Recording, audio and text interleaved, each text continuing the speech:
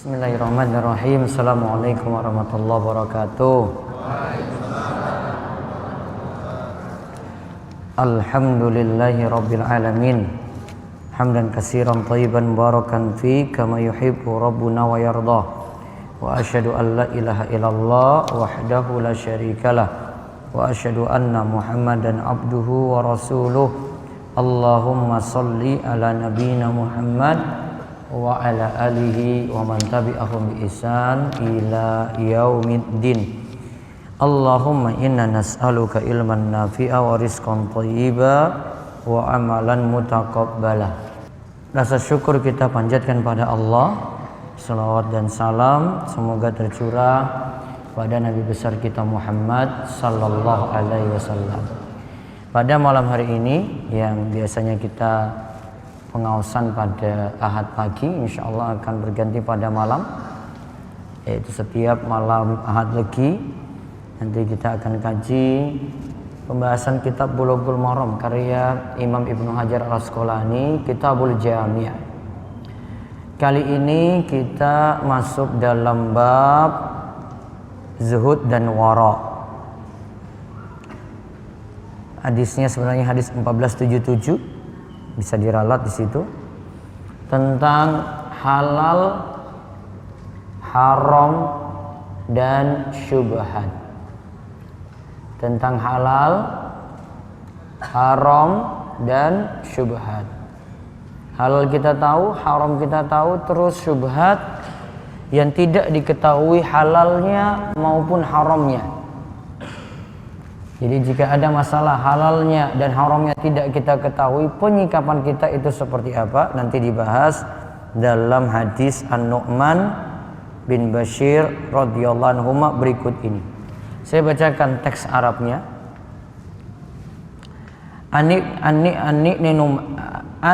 An-Nu'man ibn Bashirin atau Nu'man ibn Bashirin radhiyallahu anhu qala sami'tu Rasulullah sallallahu alaihi wasallam yaqul wa ahwan Nu'manu bi isba'ihi ila udhunayhi innal halala bayyinun wa innal harama bayyinun wa bainahuma mushtabihat la ya'lamuhunna katsirun minan nas faman ittaqa syubhati faqad istabra'a li dinihi wa irdihi wa man waqa'a fi syubhati waqa'a fil haram karra'i yar'a hawlal hima yushiku ayyaqa'a fi ala wa inna likulli malikin hima ala wa inna himallahi maharimu ala wa inna fil jasadi mudghah idza salahat salahal jasadu kullu wa idza fasadat fasadal jasadu kullu ala wa hiyal qalbu muttafaqun alaih. Bisa dibaca artinya? Dari Nu'man bin Bashir radhiyallahu anhuma, ia berkata, aku mendengar Rasulullah sallallahu alaihi wasallam bersabda, dan Nu'man memasukkan jarinya ke dalam dua telinganya. Sesungguhnya yang halal itu jelas, sebagaimana yang haram pun jelas. Di antara keduanya terdapat perkara syubhat yang masih sama, yang tidak diketahui oleh kebanyakan orang. Barang siapa yang menghindarkan diri dari perkara syubhat, maka ia telah menyelamatkan agama dan kehormatannya. Barang siapa yang terjerumus ke dalam perkara syubhat, maka ia bisa terjatuh pada perkara haram. Sebagaimana ada pengembala yang mengembalakan ternaknya di sekitar tanah larangan yang hampir menjeruskannya.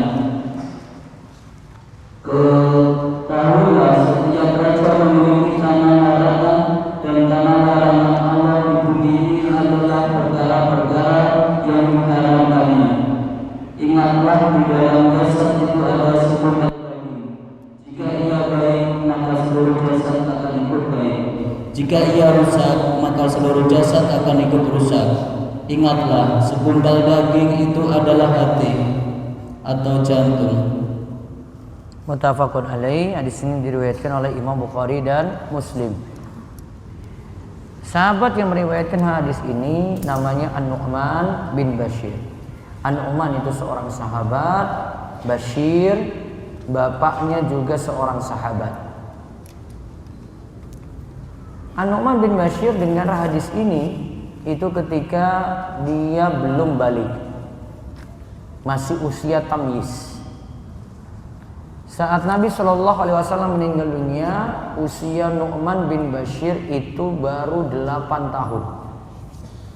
Ketika Nabi SAW meninggal dunia, usia Nu'man bin Bashir itu baru 8 tahun saja. Para ulama katakan dia dengar hadis di usia tamyiz,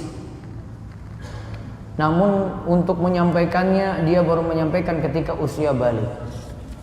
Karena memang ada persyaratan. Kalau untuk mendengar tidak seperti menyampaikan. Kalau menyampaikan tunggu dulu sampai balik. Kalau anak-anak belum boleh menyampaikan hadis. Dia hanya boleh mendengar. Dia bisa dengar, bisa hafal. Namun kalau untuk menyampaikannya itu mesti nunggu sampai usia balik. Maka yang terjadi pada Nu'man bin Bashir, dia mendengarnya itu ketika usia tamyiz. Tamyiz itu sudah bisa membedakan mana baik, mana buruk. Kalau perkara sholat sudah tamyiz berarti sudah bisa sholat. Kalau perkara azan dinamakan tamyiz berarti sudah bisa azan. Kalau perkara jual beli berarti dia sudah ngerti uang. Ini uang merah, ini uang hijau. Merah berarti 100.000, hijau nah 20.000, dia sudah paham itu. Dia beli es krim nggak mungkin dibohongin sama tukang es krimnya. Nah itu maksudnya. Nah ketika tamyiz, nah An-Nu'man bin Bashir itu sudah dengar hadis. Kemudian ketika usia balik baru dia itu menyampaikan. Maka ada ulama yang menyaratkan untuk hamlul hadis, yaitu untuk mendengar hadis itu harus usia balik dulu, menyampaikannya nanti juga usia balik, yaitu adaul hadis, adal hadis juga disampaikan pada usia balik. Pendapat ini tidak tepat. Yang benar mendengar masih boleh ketika usia anak-anak meskipun belum balik. Namun untuk menyampaikannya nanti tunggu balik terlebih dahulu. Balik beda dengan tamyiz. Balik punya tanda. Kata ulama Syafi'iyah ada 3. Yang pertama, tandanya itu adalah mimpi basah. Yang kedua, datang bulan. Yang ketiga, telah mencapai usia 15 tahun. Ulang, yang pertama mimpi basah. Mimpi basah. Yang kedua, haid. Biasanya usia 9 tahun karena Aisyah pertama kali haid itu usia 9 tahun. Padahal dia sudah menikah ketika usia 6 tahun. Baliknya usia 9 tahun. Maka dijadikan patokan sebagian ulama 9 tahun itu jadi patokan untuk haid tadi umumnya. Jika mimpi basah tidak didapati dan haid juga belum dapat, maka dijadikan patokan umur untuk dikatakan balik, yaitu usia 15 tahun. Ya, usia 15 tahun. Kenapa dijadikan standar usia 15 tahun? Ceritanya ada sahabat itu pernah mendatangi Nabi SAW mau ikut perang. Nabi tanya, umurmu berapa sekarang? Usia saya baru 14 tahun ya Rasulullah. Pulang kamu gak boleh ikut perang. Tahun berikutnya dia datangi Nabi SAW lagi. Wahai Rasulullah, saya mau ikut perang saat ini. Usiamu berapa sekarang? 15 tahun.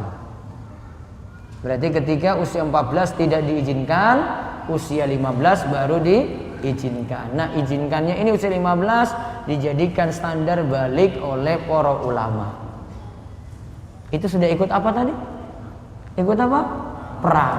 Kalau kita itu anak-anak mudanya usia itu perang di PUBG dan Free Fire dan lain-lainnya. Gadgetnya nanti, gawainya dia pakai. Nah, perangnya, iya Ustaz saya perang juga Ustaz. Ya, nanti main sama temannya itu game online. Temannya di pojok sana, dia di sini. Tunggu saya. Nah, Beda dengan motivasi para sahabat-sahabat kecil dulu. Ya, usia 14, 15 sudah mau ikut perang bersama Nabi kita Muhammad sallallahu alaihi wasallam. Nah, itu kisah An-Nu'man bin Bashir. Dia dengar hadis wa ahwa Nu'man bi isba'aihi ila udhunaihi. Dia taruh tangannya di telinganya, dia taruh jarinya di dalam telinganya, menyatakan kalimat ini maksudnya dia dengar hadis itu benar-benar. Walaupun usianya tadi belum balik, dia pasang telinganya benar-benar berarti ketika mendengar hadis ini. Maka di masa Nabi SAW, ya, anak-anak pun itu serius dengar hadis. Ya, mereka dengar hadis itu serius. Maka ketika kecilnya dia pasang telinga baik-baik dengar hadis ini dari Nabi SAW. Maka dia katakan, sami'tu Rasulullah sallallahu alaihi wasallam. Aku mendengar Rasulullah sallallahu alaihi wasallam. Kalimat mendengar itu maknanya sama, mubasyarah, mendengar langsung. Enggak pakai perantara. Dia bukan dapat dari ini dengar oh Nabi katakan demikian gitu, walaupun dia dengar dari sahabat lain, bukan. An-Nu'man dengar langsung dari Nabi sallallahu alaihi wasallam hadis ini. Maka yang tadi saya sebut, Nu'man itu ketika kecilnya belum balik sudah dengar hadis. Nah, di hadis ini dikatakan innal halala bayyinun wa innal harama bayyinun. Yang halal itu jelas, yang haram juga jelas. Artinya jelas, dalilnya sudah jelas. Bahkan ada ijma, kata sepakat para ulama tentang hal ini. Halalnya jelas, haramnya juga jelas. Tanpa ada keraguan lagi. Ya, dalilnya sudah jelas ya. Tidak ada samar lagi. Bahkan orang-orang sudah pada tahu, orang-orang awam sudah pada tahu, oh ini halal, oh ini haram. Contoh misalnya, halalnya sudah jelas. Wa ahallallahu al-bai'a. Allah itu menghalalkan jual beli. Berarti jual beli hukumnya apa? Halal. Mau jual beli offline ke online ke asalnya halal. Hukum asal dulu tuh. Mau dia itu belanja langsung apa diwakilkan pada yang lainnya halal. Mau si penjual itu jual langsung barangnya atau dia nitip ke warung, suruh jualkan, nanti kalau nggak laku saya ambil lagi, si penjual bilang. Apa sistem apa namanya ini? Hah? Konsinyasi, ya, halal. Kembali ke ayat tadi, wa halallahul bai'a. Allah halalkan jual beli. Selama tidak ada dalil larangan maka kita tidak boleh larang. Ya, kita tidak boleh larang. Sampai ada dalil jelas dulu.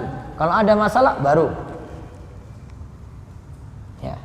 Mau dia beli langsung atau mau dia itu beli lewat Gojek, nah, hukumnya sama. Asalnya seperti itu dulu. Nah, kecuali kalau ada masalah, oh ada riba di dalamnya, nah itu baru masalah tuh. Gak tahu nih orang Wonosari biasa nitip-nitip makanan gak itu? Hah? Sudah ada di sini? Nitip? Iya. Makanan apa? Nasi Padang. Hah? Ya, misalnya dia ini jual seperti itu. Ah nanti dibahas saja. Kalau GoFood ada sendiri pembahasannya. Haram juga jelas. Wa harrama riba wa halal bai'a wa harrama riba. Allah haramkan jual, Allah haramkan riba. Riba jelas haramnya.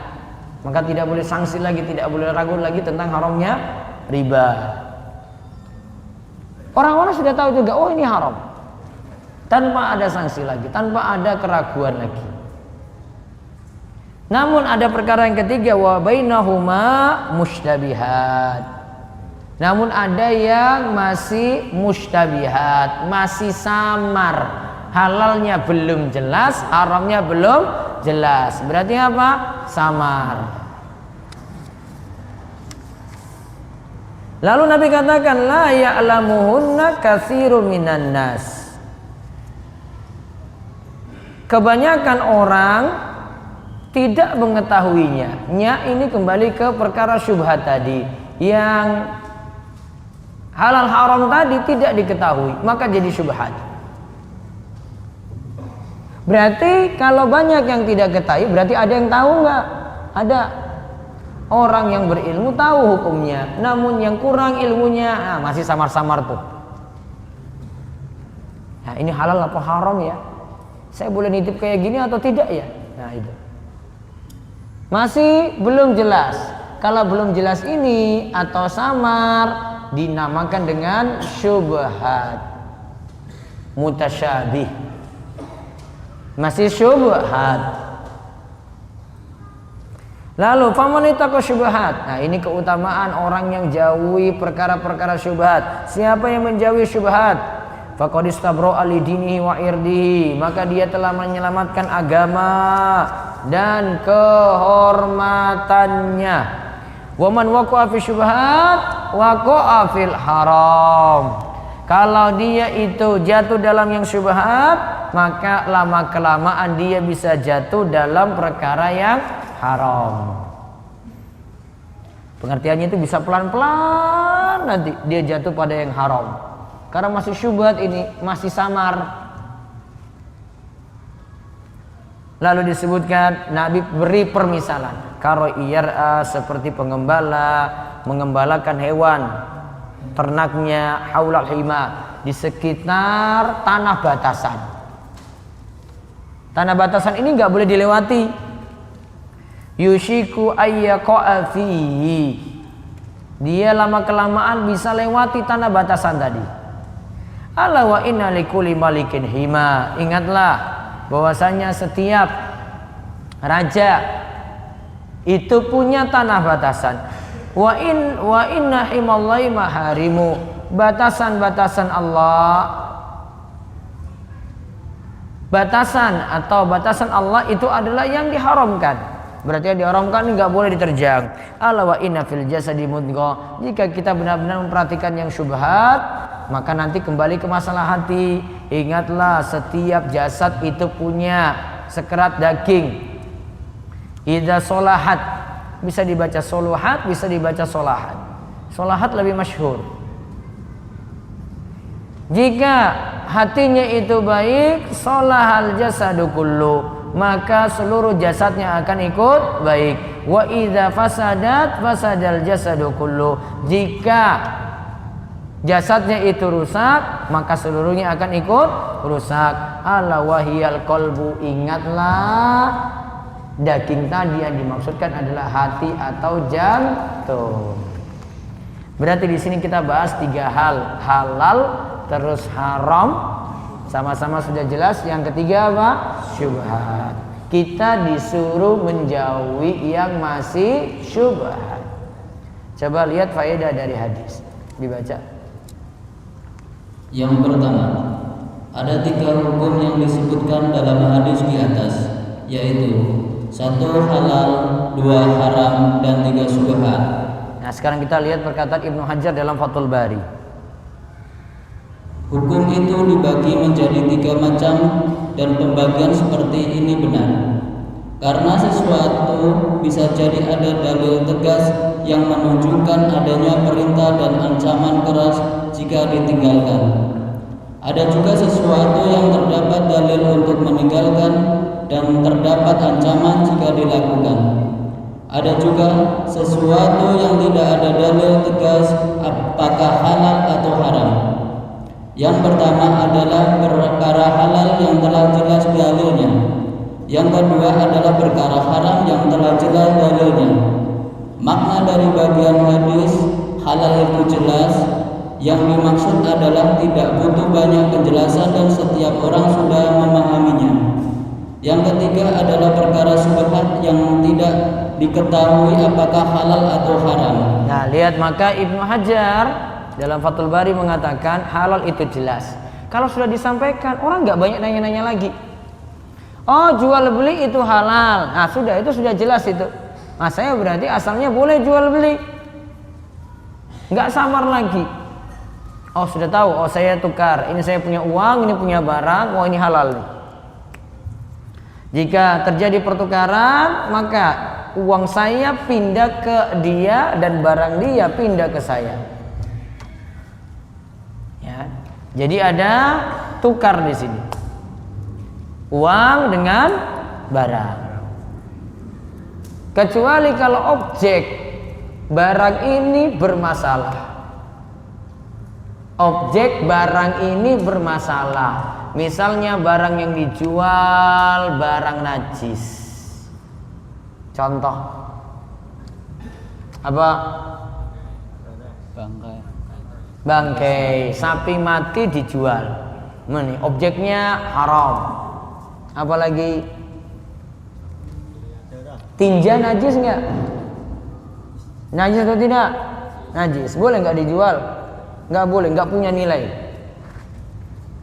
Ya, nggak punya nilai.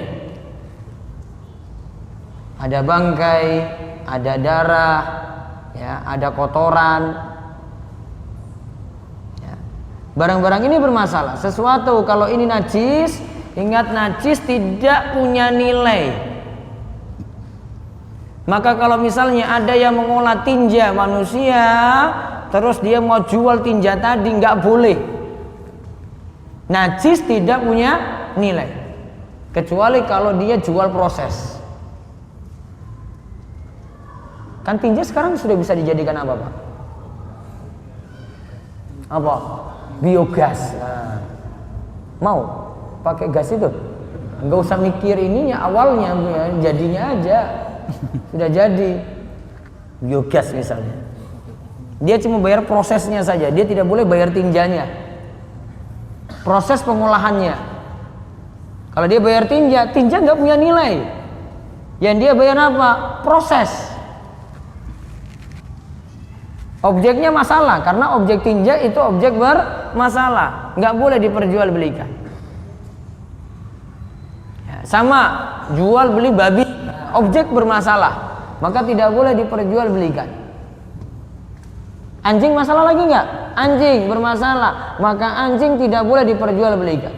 Walaupun sebagian ulama membolehkan karena anjing boleh dimanfaatkan untuk 3 tujuan. Untuk menjaga hewan ternak, untuk menjaga tanaman, untuk berburu. Anjing untuk jadi anjing pelacak boleh nggak? Pak, boleh nggak? Bahkan itu lebih boleh daripada 3 tadi. 3 tadi itu cuma kepentingan individu. Sedangkan kalau anjing pelacak, wah ini kepentingan orang banyak nih. Sebagian ulama membolehkan ini.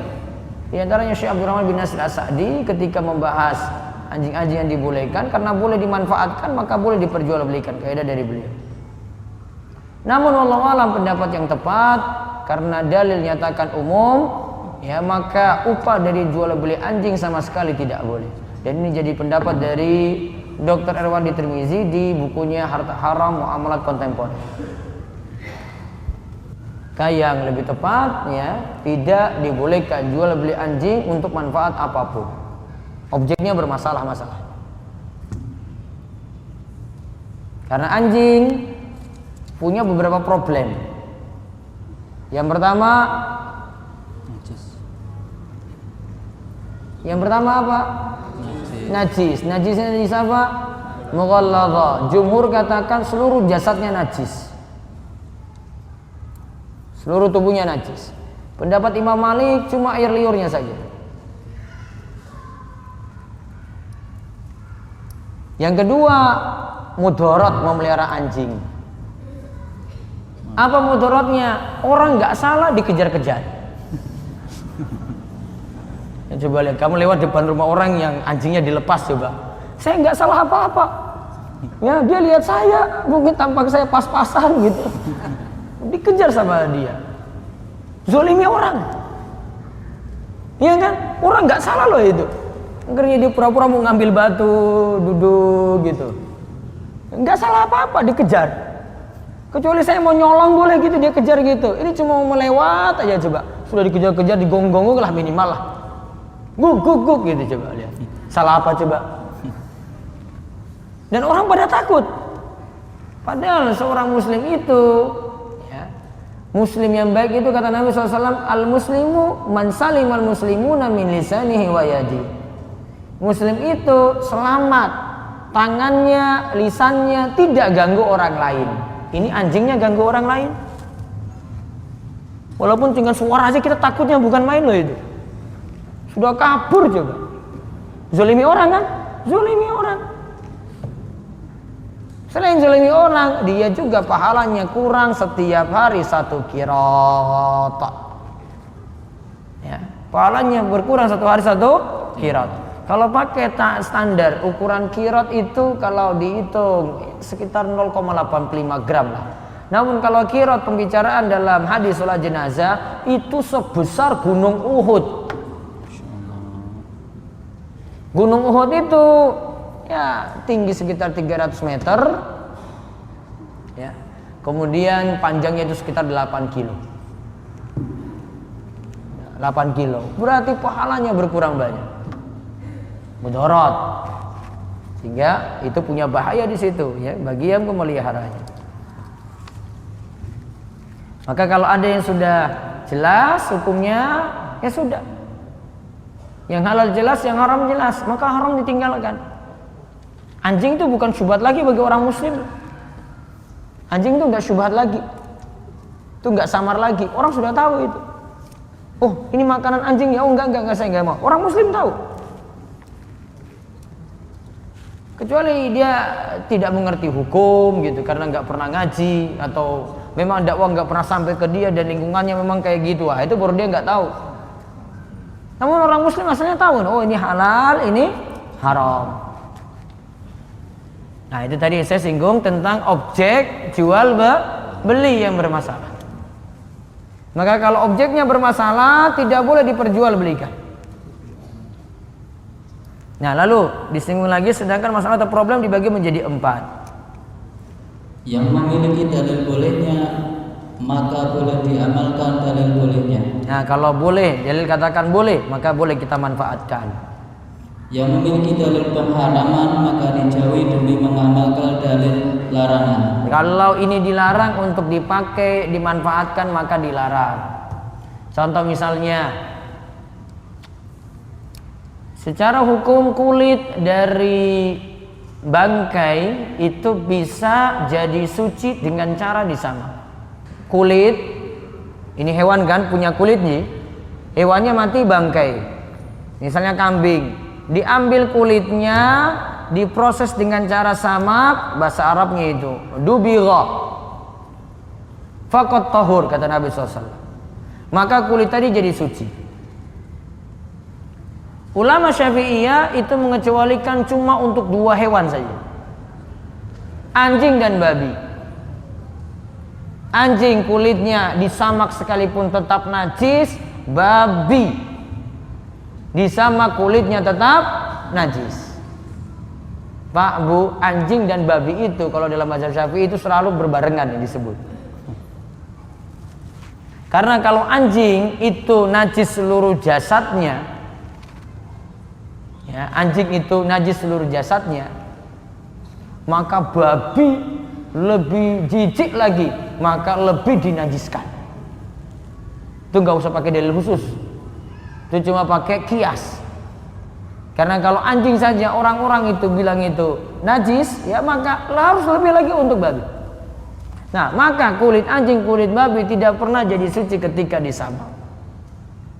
Nah, ada satu pertanyaan yang biasa ditanyakan ini tentang kulit binatang buas. Apa contohnya? Macan, buaya, ular, yang jadi kulit loh, jadi ikat pinggang kayak tas kayak ya, dompet, jaket, ya, harimau, apalagi? Hah? Beruang. Taruhlah ini binatang-binatang buas ya. Kalau berdasarkan hadis tadi, kulit itu ketika disamak jadi suci. Berarti kulitnya apa? Suci. Namun ada hadis menyatakan dilarang memakai kulit hewan buas. Sudah jadi suci namun dilarang untuk dipakai. Wah, sami mawon Ustaz ya, tetap nggak boleh. Berarti tadi nggak boleh pakai tas saking ular, apalagi buaya, ikat pinggangnya juga demikian dan seperti itu. Apa alasannya kok sampai dilarang? Para ulama katakan karena orang yang pakai kulit hewan buas tadi menunjukkan al-kibr, kesombongan. Coba kalau datang ke sini baru ke jenengan lihat dia pakai kulit harimau. Ya Allah, jaketnya saja kulit harimau, sombong tenan dia ya. Orang-orang datang sini coba lihat. Jadi kan tanggapannya beda dengan orang yang datang biasa gitu loh. Ya. Dia pakai jaket plastik dengan jaket harimau, kulit harimau coba. Jadi kan nilainya gimana kalau datang? Oh itu luar biasa tuh, wong sugih itu paling ya. Penilaiannya berbeda. Maka sifat sombong ada. Maka itu yang jadi terlarang ketika itu. Nah ini contoh ya, yang memiliki dalil pengharaman tadi, pemanfaatannya dilarang, diharamkan, maka nggak boleh dimanfaatkan. Terus yang ketiga, yang terdapat dalil boleh dan haramnya sekaligus, maka inilah masalah mustasabih yang masih samar. Menurut mayoritas ulama yang dimenangkan adalah pengharamannya. Satu dalil katakan ini halal, satu dalil itu katakan ini haram, maka amannya ya sudah, nggak usah saja.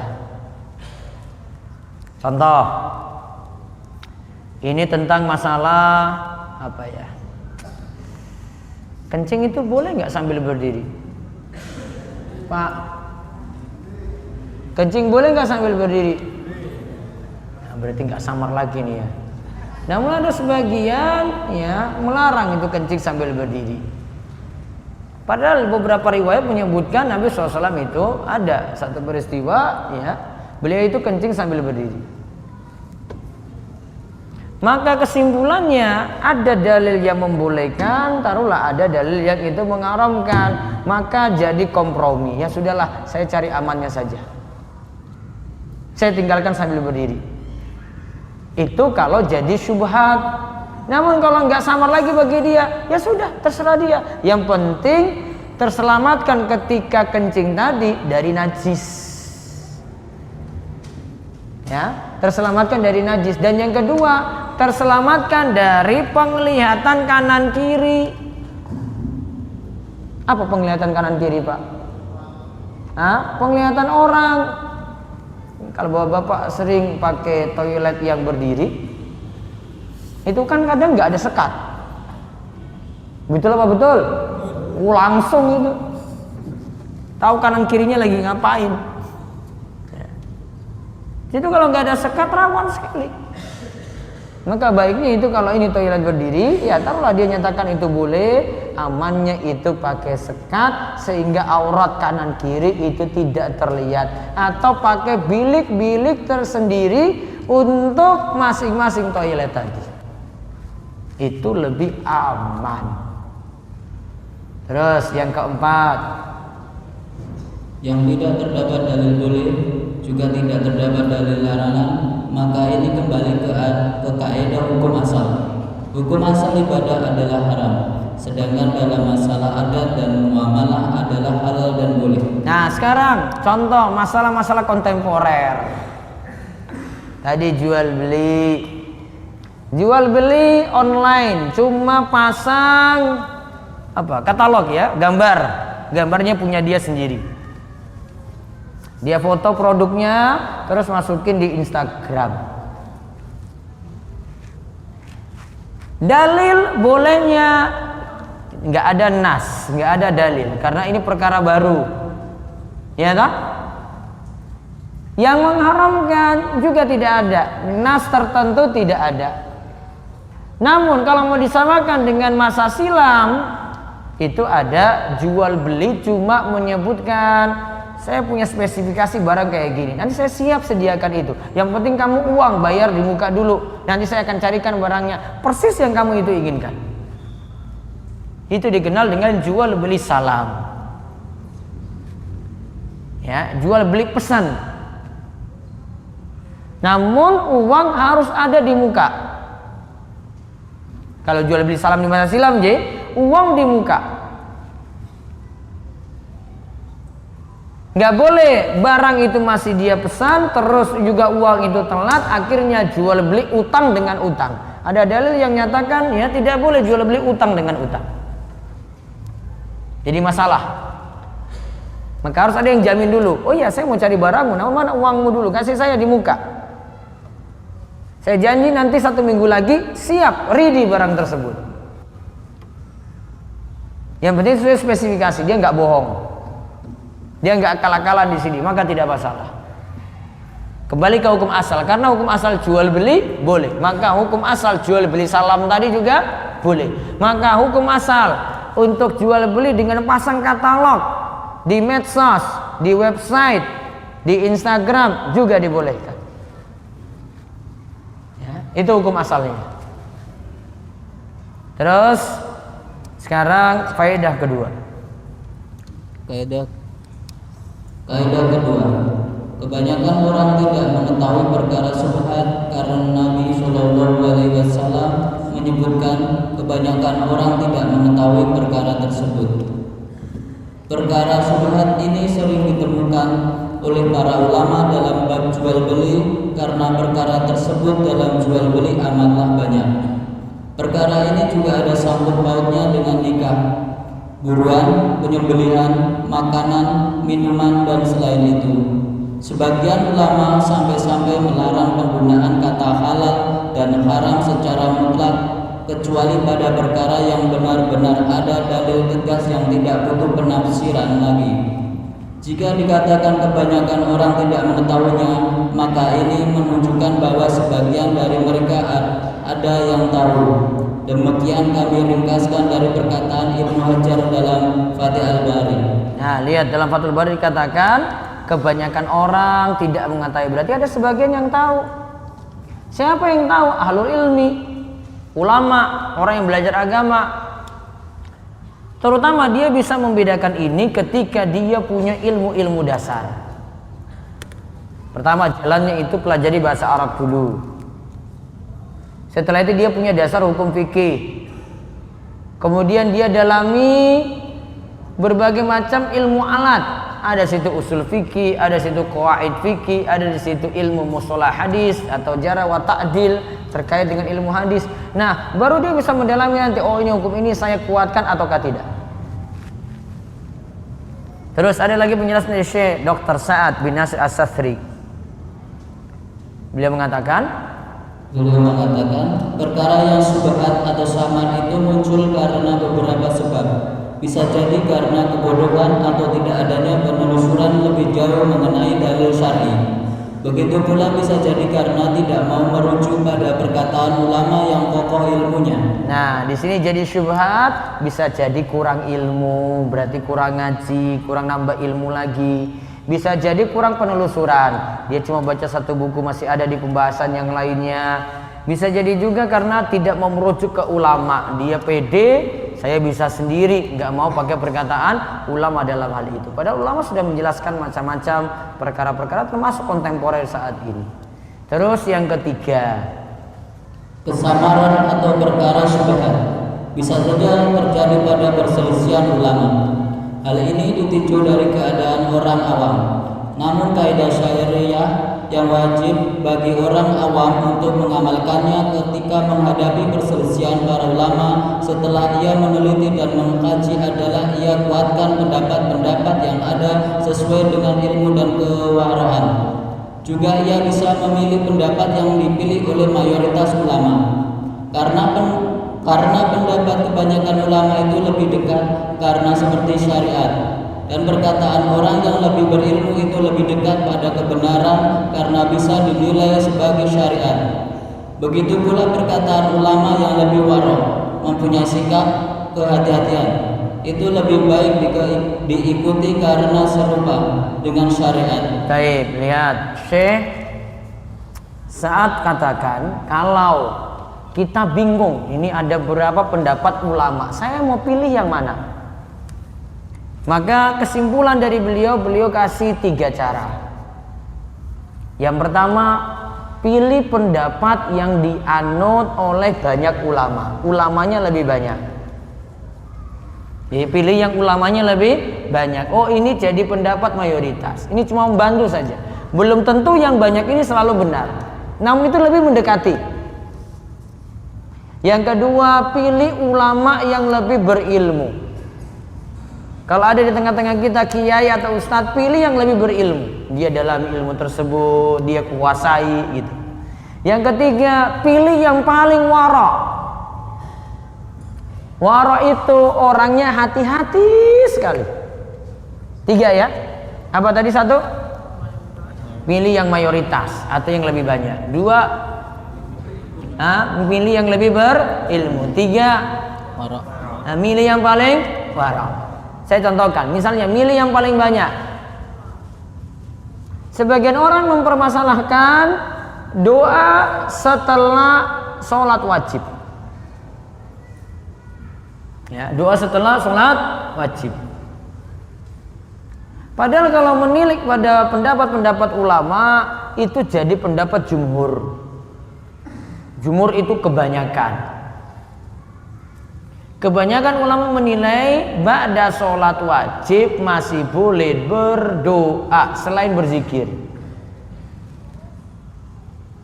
Pendapat ini jarang orang nukil. Yang biasa dinukil itu cuma pendapat saking Imam Ahmad dan ulama yang mengikutinya.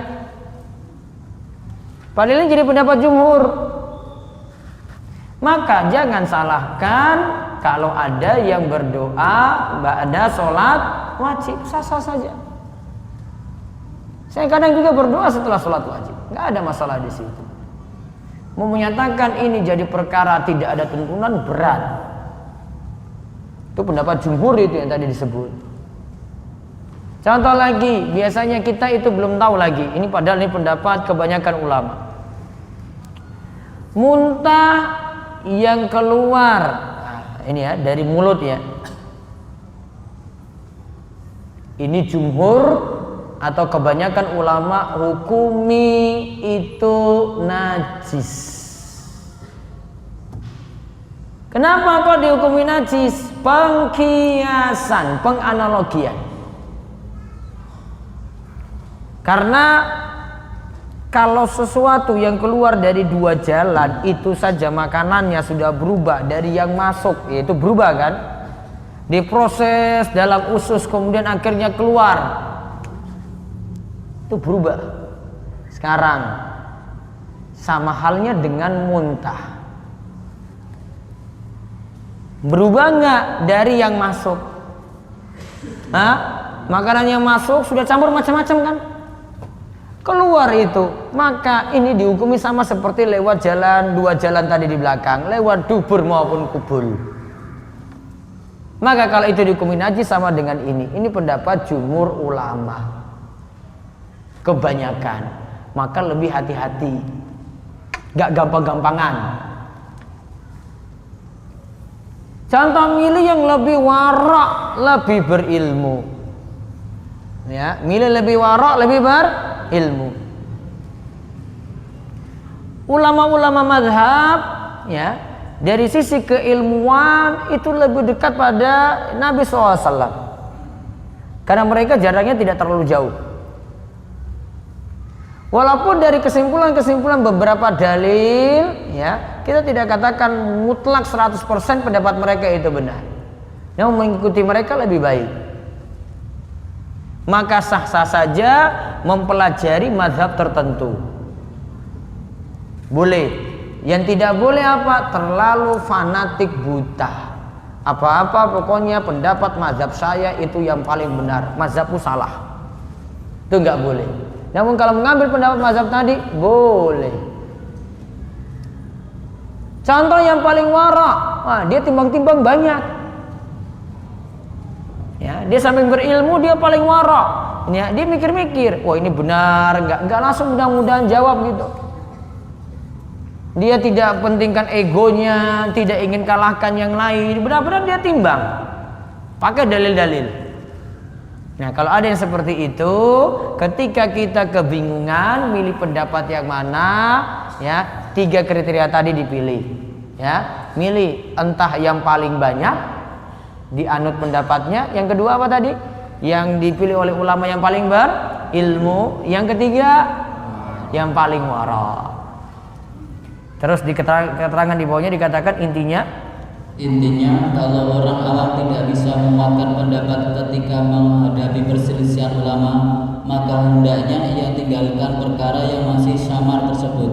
Jika ia sudah yakin setelah menimbang-nimbang dan melihat dalil, maka ia pilih pendapat yang ia yakini. Nah, kalau dia bingung, maka dia tadi setelah timbang-timbang dia pilih pendapat, ya hati-hati lebih bagus, saya tinggalkan.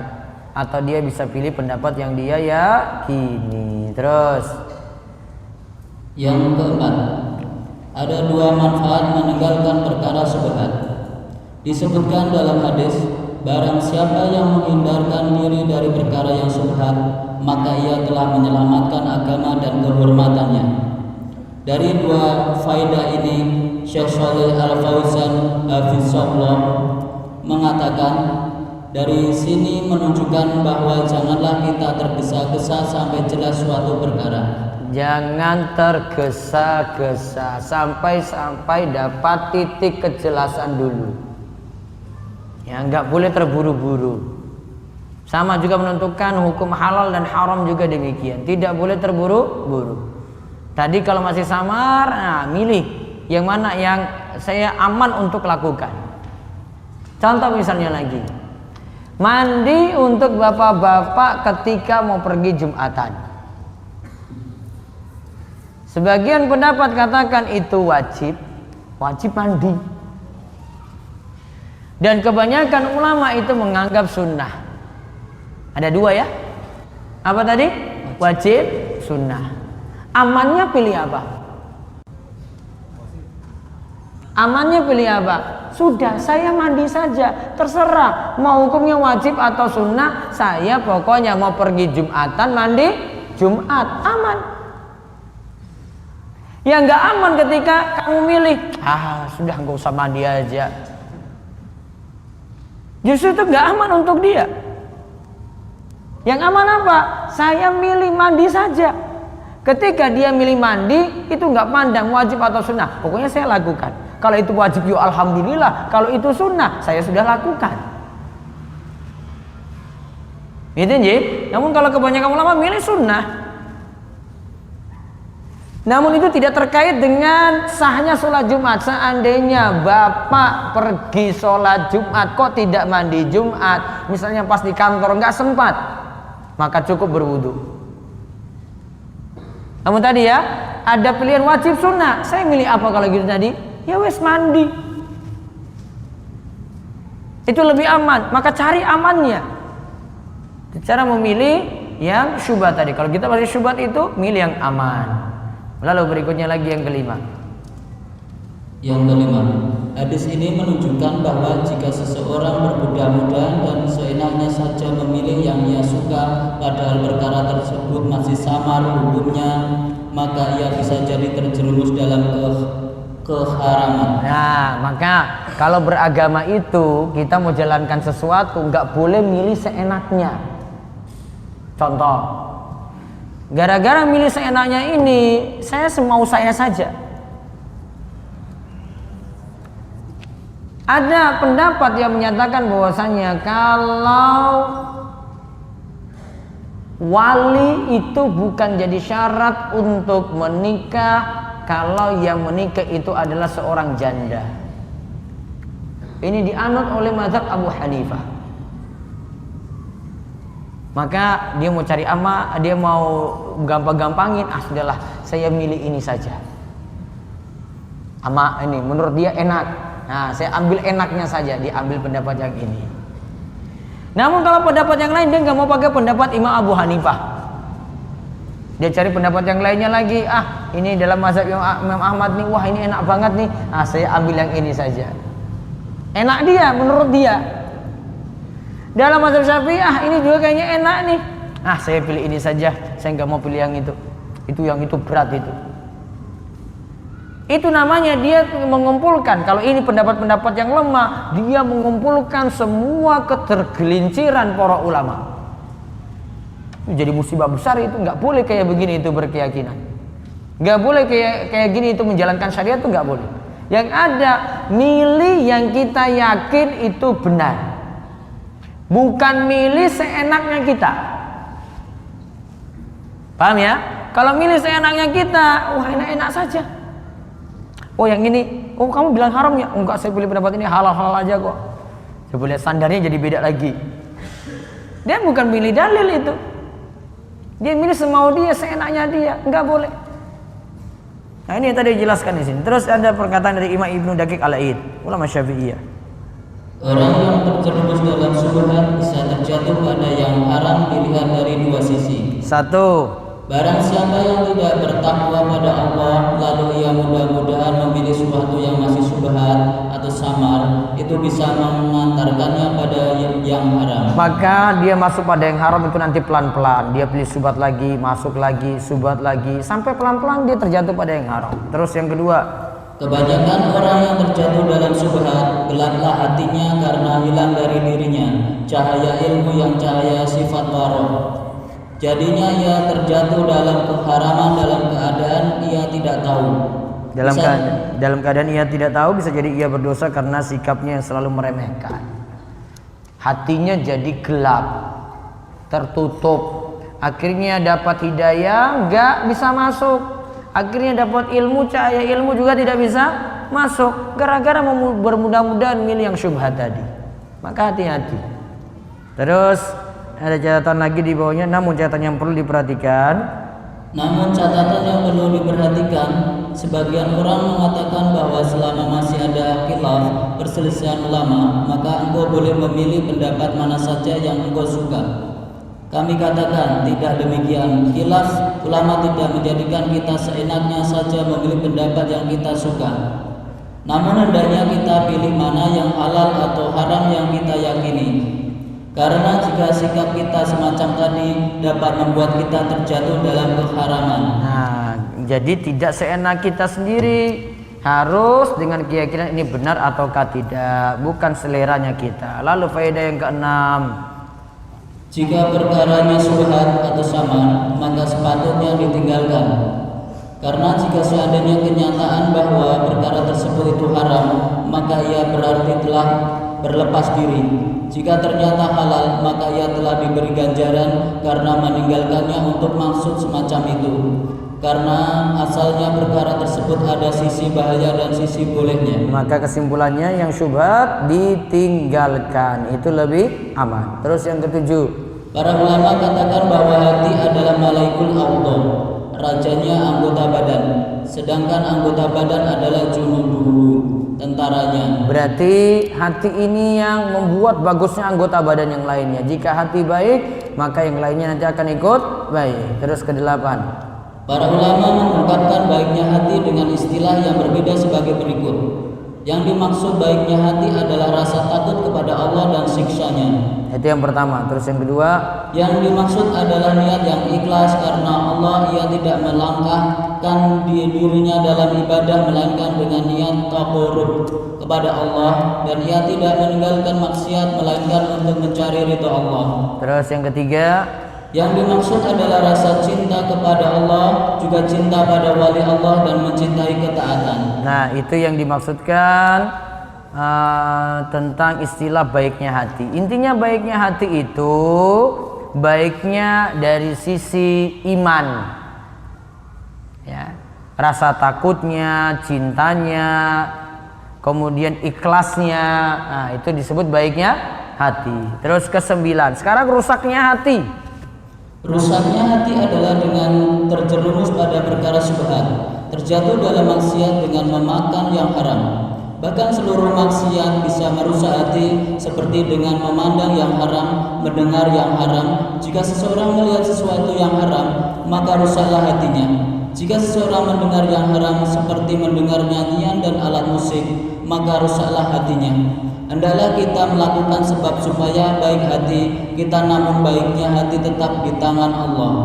Nah, maka lakukan sebab supaya hati itu tidak rusak. Terutama hati rusak itu dengan kesyirikan, sifat kemunafikan, itu merusak hati.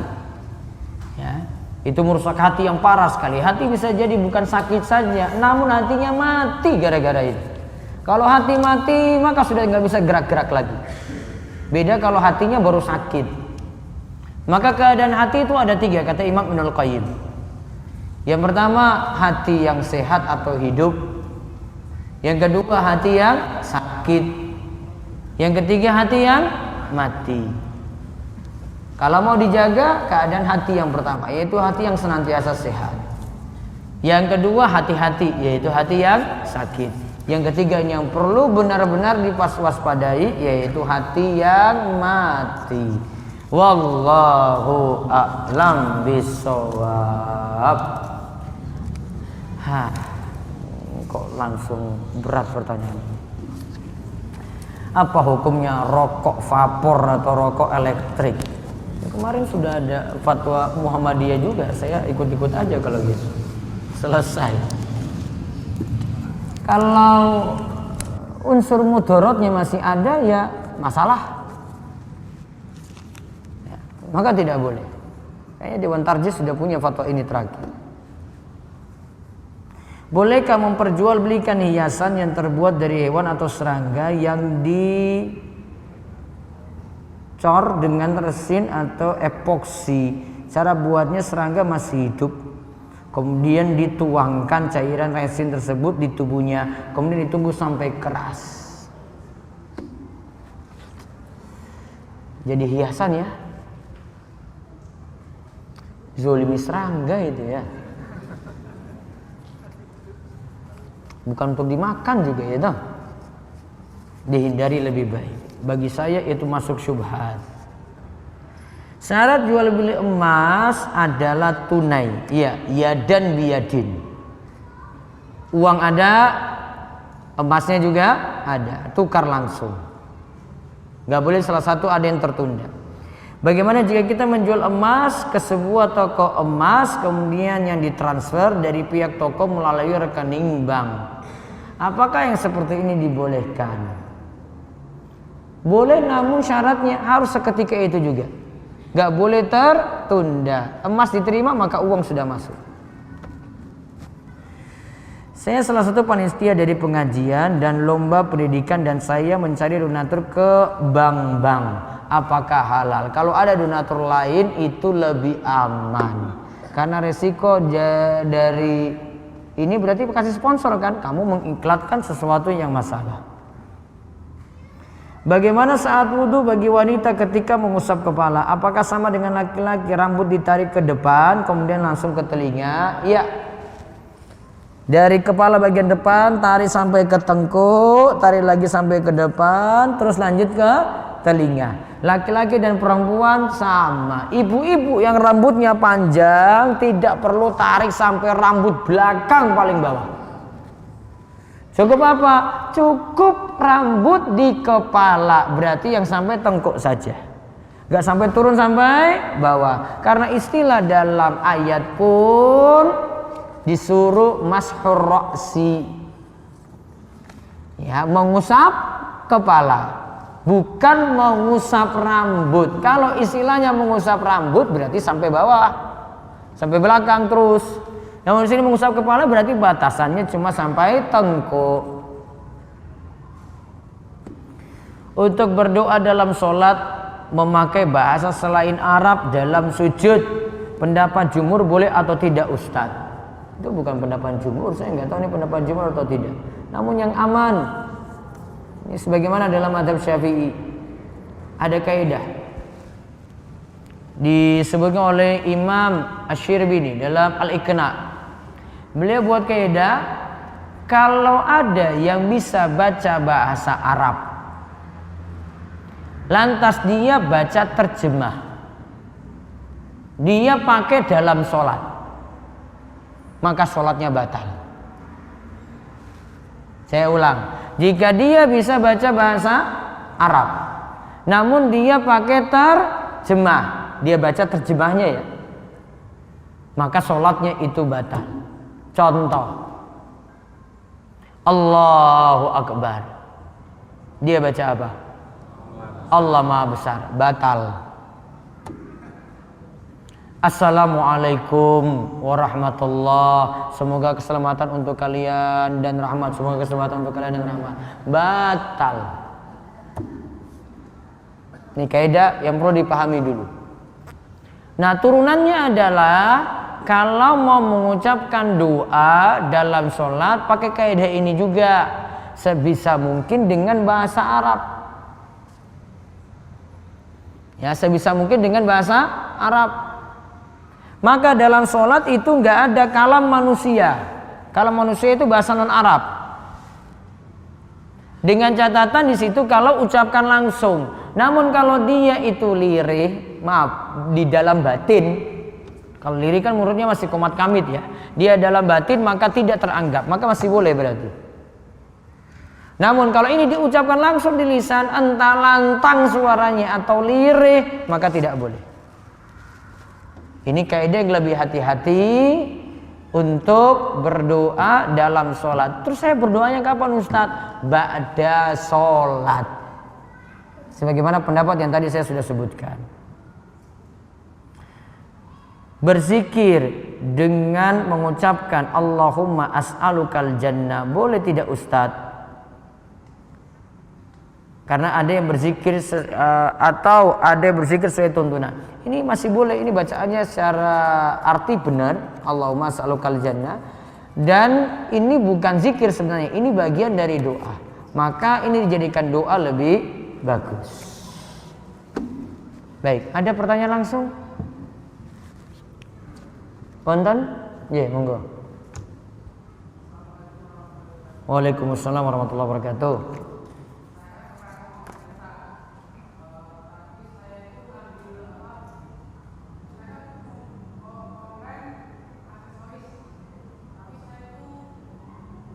Online aksesoris, terus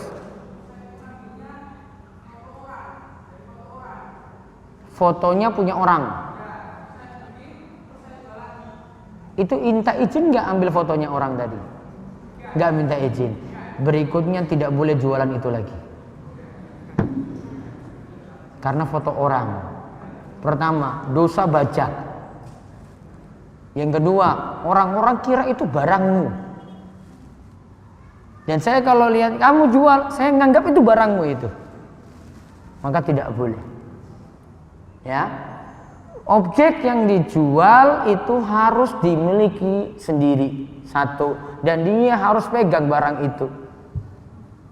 Ya. Nggak boleh dia dengan dropship. Nah, ini dengan cara dropship biasanya. Dia dengan dropship pakai foto yang tadi, kemudian dia minta ke penjual ini kirim ke alamat A. Dan setelah itu dia lepas tangan. Dia ambil untung padahal di situ. Padahal ada kaidah al-kharraju bid-dhamman. Siapa yang ngambil untung, maka dia siap untuk nanggung rugi. Kalau dia caranya kayak gini, lepas tangan, berarti sudah dapat untung namun gak mau nanggung rugi. Gak boleh. Ini prinsip riba namanya. Prinsip riba itu nggak pernah mau rugi, maunya untung saja. Kamu mau susah bagaimanapun, saya punya nggak mau, kembalikan uang saya. Nah, itu prinsip riba itu. Nggak pernah mau rugi, maunya untung saja. Itu nggak boleh. Dalam jual beli seperti ini nggak boleh. Maka berikutnya foto pakai foto sendiri. Boleh pakai foto orang lain, minta izin pada yang punya barang. Saya pakai fotomu, saya jual barangmu. Maka ketika saya sudah diizinkan untuk pakai fotonya, jual barangnya, posisi saya jadi wakil atau calo. Maka posisi wakil atau calo sama seperti pemilik barang.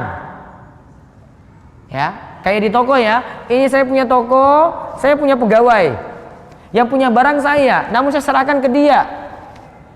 Dia boleh jual karena jadi wakil dari saya. Kalau statusnya jadi kayak begini, boleh. Paham ji? Ya. Mudah-mudahan jualannya jadi berkah. Ada lagi? Ya, satu lagi. Waalaikumsalam warahmatullahi wabarakatuh.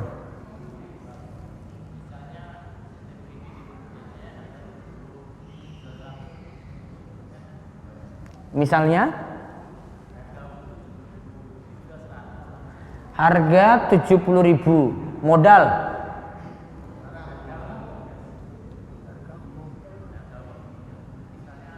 Harga umum 70.000. Kenapa dijual 100.000? Kredit. Secara ekonomi orang mau beli cash dengan tunai pasti ada beda harga. Kalau sama ngapain kredit? Iya kan? Maka 70.000 tunai terus kreditnya 100.000. Kalau saya bilang kurang 140.000. Harus lebih banyak lagi. Karena dengan bertambahnya waktu. Ini dibolehkan dengan syarat. 1. Tidak melibatkan pihak ketiga layaknya leasing. Jadi badan pembiayaan gak boleh. Berarti Bapak dengan saya langsung. Bapak punya barang, Bapak jual dengan saya langsung secara kredit. Ya. Saya ditawarkan dua harga. Saya milih 70.000 atau milih 140.000 tadi. Boleh. Kemudian yang kedua, apakah ini masuk dalam jual beli dua harga yang terlarang? Itu bukan dua harga. Karena opsional. Ini 70.000, 140.000. Saya pilih yang mana? Saya ambil cash, ya sudah, jadi satu harga. Saya ambil itu kredit, ya juga, jadi satu harga. Bukan jual beli dua harga yang terlarang. Jual beli dua harga yang terlarang ada pembahasannya sendiri. Pon? Satu lagi terakhir. Monggo.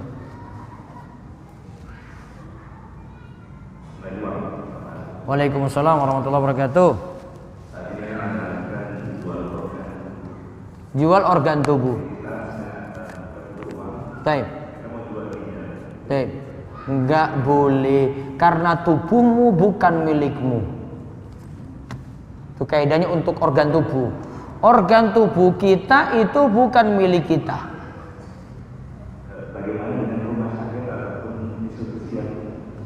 Nah, itu keadaan lain.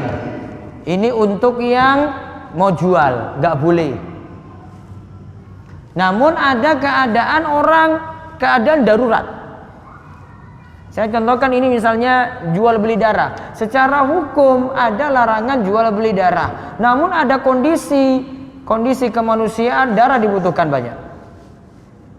Maka terpaksa pihak PMI atau rumah sakit membeli darah besar-besaran. Ini beda keadaannya. Ya, kalau keadaan darurat ini beda lagi. Namun asalnya yang jual kalau cuma sekadar butuh uang enggak boleh. Uangnya habis akhirnya dia jual ginjal, enggak boleh. Karena ginjalmu bukan milikmu. Karena kita enggak boleh buang-buang ini ya, tubuh kita begitu saja enggak boleh. Itu milik Allah itu. Sehingga kalau ini dijual gitu saja cuma alasan tadi saya enggak ada uang lagi, oh enggak boleh. Itu bukan alasan yang dibenarkan untuk menjual organ tubuh tersebut. Wallahu a'lam bishawab. Ini yang bisa kita kaji untuk kesempatan malam hari ini. Insyaallah kita ketemu lagi pada malam Ahad lagi. Mugi-mugi manfaat dan Allah terus menambahkan kita ilmu lan amal. Demikian kita cukupkan, kita tutup dengan doa kafaratul majlis. Subhanakallahumma bihamdika asyhadu an la ilaha illa anta astaghfiruka wa atubu ilaik. Assalamualaikum warahmatullahi wabarakatuh.